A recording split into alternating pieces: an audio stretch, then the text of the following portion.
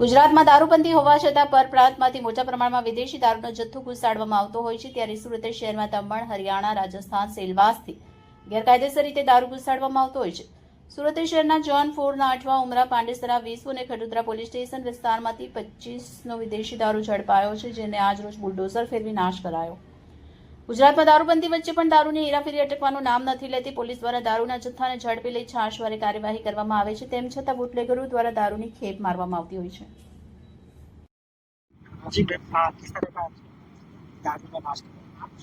આજે 4 નવેમ્બરના રોજ સુરત સિટીના ઝોન 4 વિસ્તારના કુલ 6 થાનાઓ, જેમાં વેસુ, અઠવા, ઉમરા, અલથાણ, પાંડેસરા અને ખટોદરા આવે છે, તો આના કુલ 42 કેસોના 7254 બોટલ, જેની કુલ કિંમત 26,53,893 રૂપિયા છે. આના નાશ પંચનામા વિગતે એસડીએમ બંને અને પોલીસ ખાતાના બધા અધિકારીઓ સમક્ષ કરવામાં આવી રહ્યા છે, અને આ કામગીરી થોડી કલાકમાં પૂર્ણ થશે. કેટલા પોલીસ સ્ટેશનનો માલ હતો અને કઈ રીતના પકડવામાં આવ્યો હતો?